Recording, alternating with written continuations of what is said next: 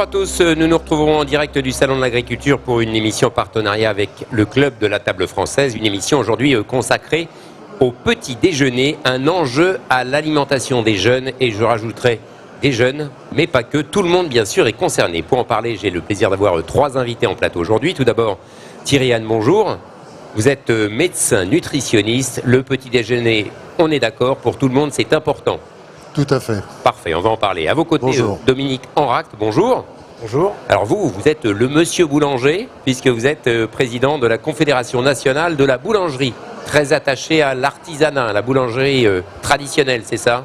Tout à fait, la boulangerie artisanale. Parfait, on va en parler avec de bonnes choses. Et puis à ma droite, Philippe Rochard, bonjour. Bonjour. Vous êtes vous responsable des activités pédagogiques au Centre national interprofessionnel de l'économie laitière. Et je crois que vous communiquez beaucoup vis-à-vis des jeunes dans les écoles pour passer le message autour des produits laitiers. Oui, absolument. Parfait.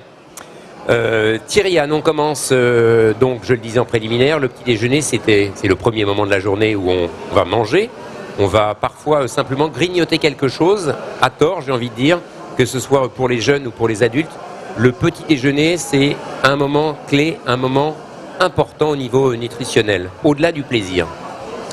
C'est vraiment le démarrage de la journée. Donc en principe, si on respecte les règles habituelles, on est dans une rupture du jeûne qui correspond à un certain nombre d'heures, de 6-8 heures au niveau de la nuit.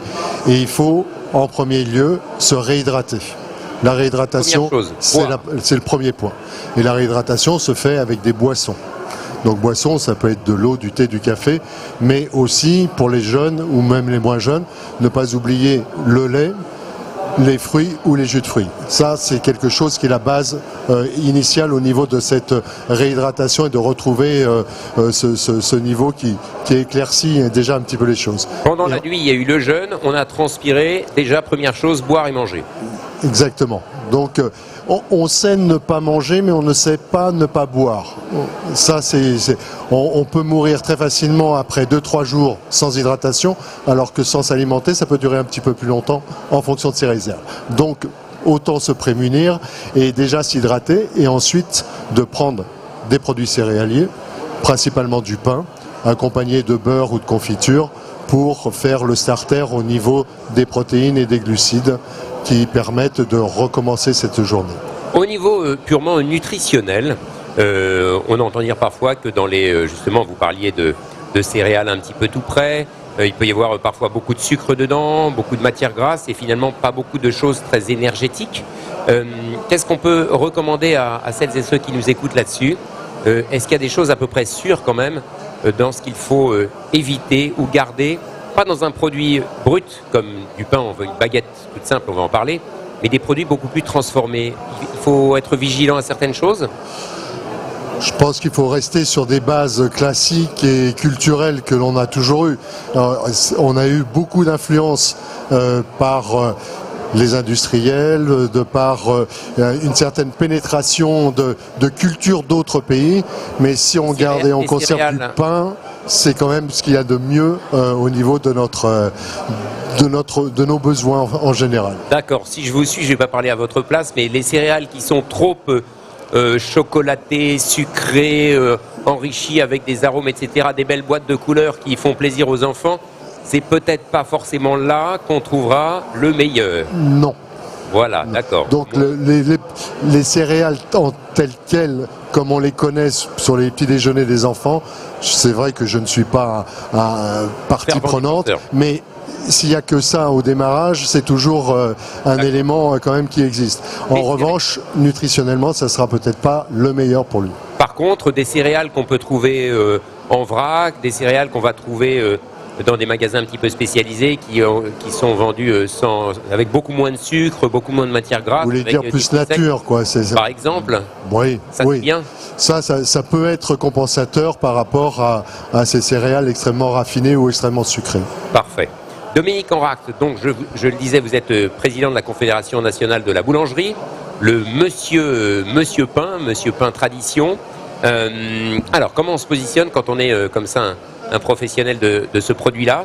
On dit, tous les pains sont bons, et puis youpi tralala, justement, quand on a les nutritionnistes derrière soi pour dire, manger du pain, c'est formidable. Bah écoutez, on se positionne assez bien puisqu'il y a quand même 33 000 boulangeries en France, c'est-à-dire une boulangerie pour 2000 habitants, autant vous dire partout dans chaque village et chaque centre-ville.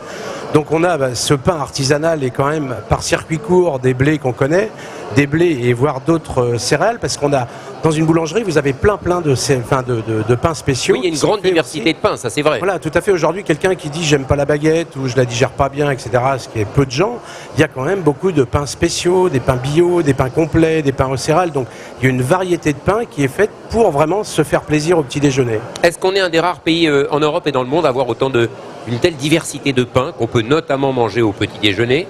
Bah écoutez, on a quand même quelque chose qui est très particulier, c'est cette baguette ou même tous les pains spéciaux, ils ont quand même aucun sucre rajouté, comme disait le médecin, et aucune graisse rajoutée, ce qui fait que ça fait des produits qui sont quand même très très équilibrés. Donc on a vraiment ces produits qui sont assez particuliers dans le monde. Docteur Anne, tous les pains sont bons, j'ai envie de dire dans l'absolu? Oui, vu la diversité et l'offre qui est faite aujourd'hui, c'est vrai qu'on peut vraiment trouver ce qui nous plaît d'un point de vue gustatif, que ça soit même du pain noir à la baguette, c'est toujours mieux que rien et mieux que trop raffiné. Et c'est bon aussi, hein, rappelons-le. Oui, oui. Il y a le bien, mais il y a le bon. C'est le principal. On passe au lait avec Philippe Rochard, responsable des activités pédagogiques au Centre national interprofessionnel de l'économie laitière. Ouf! Voilà, alors il y a évidemment dans le petit déjeuner, et je crois que vous êtes d'accord là-dessus, il y a les produits laitiers, le lait, les yaourts, et ça compte. Et vous avez une démarche assez proactive auprès des écoles, auprès des jeunes pour informer. Alors, quand on parle des produits, vous avez le lait bien évidemment, mais vous avez le beurre, vous avez les ultra frais et vous avez les fromages aussi qui restent des produits importants en termes de consommation. Voilà. L'interprofession laitière mène en effet des actions pédagogiques depuis de nombreuses années. Il était logique en tant que partenaire du collectif du petit déjeuner, eh bien on essaye de mener des actions fortes auprès de l'éducation nationale. Alors il ne s'agit pas de mettre en place des petits déjeuners dans tous les établissements, mais de faire un travail d'éducation alimentaire pour faire prendre conscience à la fois aux enseignants et aux jeunes et aux parents d'élèves de l'importance du petit déjeuner le matin. L'importance de faire prendre conscience, parfois, en fait, la réalité veut que les gens n'ont pas cette conscience-là. Non, absolument. Souvent pour des problèmes de temps, hein, lorsqu'on regarde un petit peu le petit déjeuner des collégiens aujourd'hui, bien sûr, ils n'ont pas forcément le temps de prendre un petit déjeuner parce que le matin ils doivent se lever tôt, parce qu'une grande majorité ont un quart à prendre.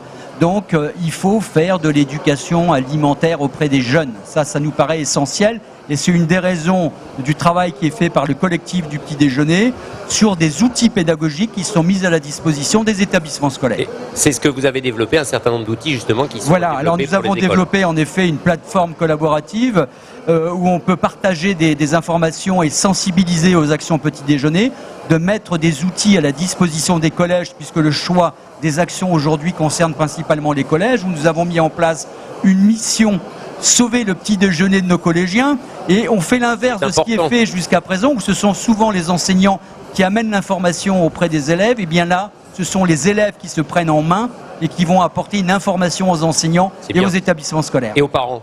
Et aux parents, bien évidemment. Docteur Anne, on est d'accord que les produits laitiers au petit déjeuner, pour les enfants, mais pour tout le monde, c'est bien? Oui. Hein? Pourquoi c'est bien? Pourquoi? Vous voulez dire le contraire? Non, mais pourquoi c'est bien? Il y a aussi des campagnes contre le lait en disant oui, mais l'homme il n'est pas fait pour ça, c'est pas bon, etc. etc. Oui, alors, tordez le cou ou pas? En tout état de cause, le lait apporte des éléments énergétiques, que ce soit des protéines, de la matière grasse, mais aussi et principalement du calcium. Donc, c'est important pour les os notamment. Ça, c'est excessivement important au niveau de la croissance et ça permet d'apporter des apports journaliers recommandés qu'on ne sait difficilement, malgré tout, à apporter tout au long de la journée. Donc c'est quand même essentiel et on a des besoins particuliers au moment de l'enfance et de l'adolescence et même après sur d'autres périodes de vie, que ce soit la grossesse, etc. Il nous reste une minute, je vais déborder un petit peu de l'émission, mais je me permets ce petit débord. Le beurre, les matières grasses, c'est aussi important. Vous parliez, monsieur Baguette, si j'ose dire, de l'importance de tartiner son pain et c'est bon. Sur un plan nutritionnel, c'est important d'avoir du beurre aussi au petit déjeuner. Il ne faut pas enlever ça. Rappelez pourquoi. Il ne faut pas dénier la matière grasse. La matière grasse doit être à un pourcentage relativement important dans la ration journalière, c'est à peu près à 35%. Donc c'est pas du tout quelque chose d'anodin et il faut de la matière grasse. Bien sûr, il ne faut pas que ça dépasse ces 35-39%, pardon. Et à partir de là, il ne faut pas être dans dénigrer les matières grasses d'une manière générale. Donc le beurre au petit déjeuner par exemple, et puis au déjeuner on peut avoir des huiles complémentaires, huile d'olive, huile de tournesol, etc. Toujours avec les bonnes portions. D'accord. Sur comment se porte la boulangerie face au phénomène petit déjeuner, justement, il persiste bien contre les produits qui sont plus industrialisés, j'ai envie de dire. On a encore un grand choix et les boulangers arrivent à bien se défendre face à la déferlance aussi de produits qui peuvent arriver en grande distribution. Tout à fait, on essaie de se bagarrer, donc d'avoir des horaires d'ouverture qui sont quand même possibles pour tout le monde. On essaie d'avoir des produits qui soient frais et croustillants, donc on a joué encore une belle carte et je pense que vraiment, ce modèle alimentaire français fait qu'avec ce bon petit déjeuner, il y a moyen de se faire plaisir avec des bonnes baguettes et avoir un petit déj équilibré. Donc, on rappelle, le petit déjeuner, c'est indispensable pour les jeunes et pour tout le monde sur un plan nutritionnel. Docteur, on rappelle les composantes du pain, des matières grasses, du beurre, je l'ai dit, du lait, c'est bien. Voilà, de la confiture et des fruits, des jus de fruits. Fruits et jus de fruits. C'est important. Oui. Voilà, aussi pour les vitamines, un jus de fruits frais si possible, on est bien d'accord, pas déconcentré. Oui, mais bon, jus de fruits, si on n'a pas le fruit à disposition également. C'est déjà bien. Merci à tous les trois d'être venus nous parler du petit déjeuner.